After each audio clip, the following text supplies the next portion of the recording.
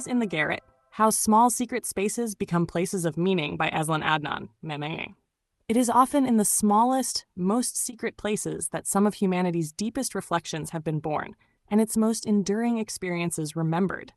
The garret, an attic room tucked beneath a sloping roof, often cold, dark, and forgotten, has long served as a crucible not just for the artist or writer, Haxan, but for the philosopher-pauper, the political exile, and the soul in search of meaning.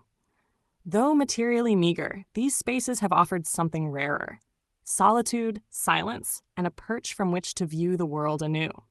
Charles Dickens once occupied such a space off Gray's Inn Road in London. It was there, in the hardship of youth, that he began the observations and indignations that would later become Oliver Twist and a lifetime of social critique. Today, that modest room is preserved in the Charles Dickens Museum, visited not for grandeur, but for what once unfolded within. In Amsterdam, Anne Frank's hidden attic annex offered no safety from fear, but it did offer a place for truth.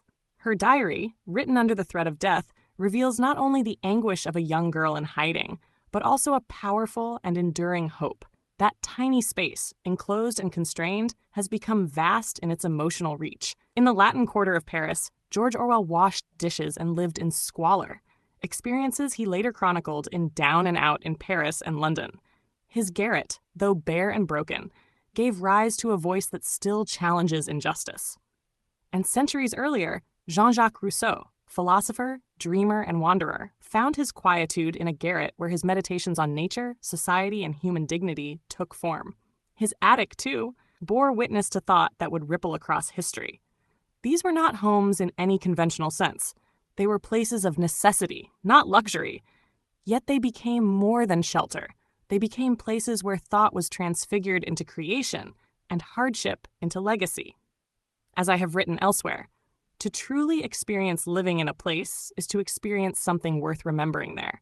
The built environment must enable such experiences to become lasting memories. AZLAN ADNAN, a garret, is not just space under a roof. It is the breath between survival and significance, the cradle of a solitary lamp, a battered desk, and a soul speaking softly to posterity. And once that soul has spoken and the echo reverberates through time, the space itself is transformed. It becomes hallowed, not because of what it is made of, but because of what it came to mean. Because sometimes the smallest spaces hold the greatest echoes. A heartfelt light. To every soul whose hand did give, you've helped me dream, helped me live. In darkest hours your light came through, with hearts so kind, so pure, so true. Your gifts, like stars in deepest night, have steered me gently toward the light. Each coin, each word, each silent prayer, a thread of hope so rich, so rare. My eyes once dimmed now seek the skies, and slowly clearer visions rise. Because of you, I dare to see the world again, its grace, its plea. Your compassion's flame will not just stay with me alone. It lights the way for others wandering through despair to feel the warmth of selfless care. You've shown what love in action means, in quiet ways through giving scenes. You've built a bridge from soul to soul and made the broken feel more whole. So let this thanks rise like a song, a melody both soft and strong. May your example gently call more hearts to rise to give. To fall into the joy of lifting pain, of planting hope where none remains. Your kindness walks beside me still, a light, a love, a living will.